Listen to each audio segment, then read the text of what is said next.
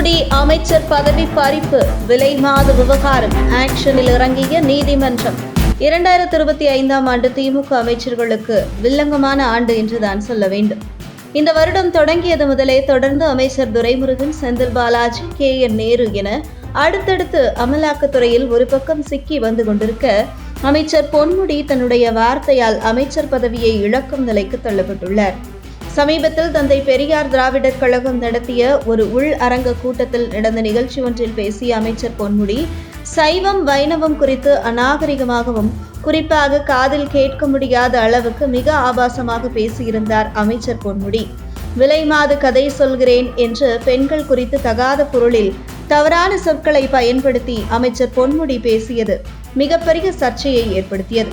அமைச்சர் பொன்முடியின் இந்த பேச்சுக்கு மக்கள் மத்தியில் தொடர்ந்து கடும் கண்டனங்கள் எழுந்து வந்த நிலையில், உடனே பொன்முடியை அமைச்சர் பதவியிலிருந்து நீக்க வேண்டும் என்கிற குரல் மக்கள் மத்தியில் வலுத்து வந்தது.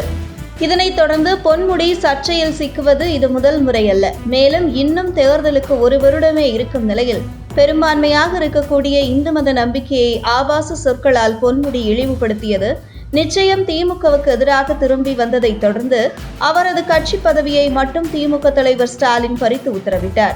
இதனையடுத்து அமைச்சர் பொன்முடி மன்னிப்பு கேட்டு அறிக்கையை வெளியிட்டார்.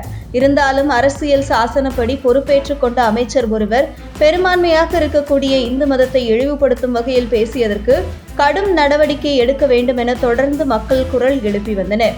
இந்த நிலையில் அமைச்சர் பொன்முடி மீது பாஜக மாநில நிர்வாகி சென்னை காவல் ஆணையர் அலுவலகத்தில் அளித்த புகாரில் அமைச்சர் பொன்முடி சைவம் வைணவம் பின்பற்றுபவர்களையும் பெண்களையும் கொச்சைப்படுத்தி பேசியுள்ளார். மேலும் அவர் பேசிய வீடியோ இணையத்தில் பரவி வருகிறது. அந்த வீடியோவில் பட்டை, திருநாமம் அணிதல் போன்ற செய்கையாக காண்பித்து பேசியுள்ளார். இது இந்து தர்மத்திற்கு எதிரானது. மேலும் வேண்டுமென்றே ஒரு பிரிவினரை புண்படுத்தும் நோக்கில் உள்ளது.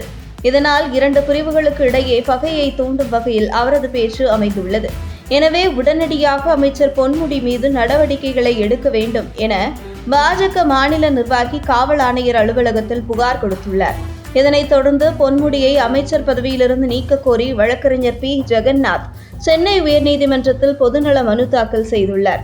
அந்த மனுவில் மக்கள் பிரதிநிதி என்ற முறையில் அமைச்சர் பொன்முடியின் பேச்சு அரசியல் சாசனத்திற்கு எதிரானது என்றும், அமைச்சர் பொன்முடியின் பேச்சு கருத்து சுதந்திரத்தின் கீழ் வராது எனவும், குறிப்பிட்ட மதத்தை பற்றி அவதூறாக பேசுவது கருத்து சுதந்திரம் அல்ல எனவும் அந்த மனுவில் கூறப்பட்டுள்ளது. மேலும் அமைச்சர் பொன்முடி மீது நடவடிக்கை எடுக்க கோரி புகார் அளித்தும் காவல்துறை எந்த நடவடிக்கையும் எடுக்கவில்லை எனவும் மனுவில் குற்றம் சாட்டப்பட்டுள்ளது.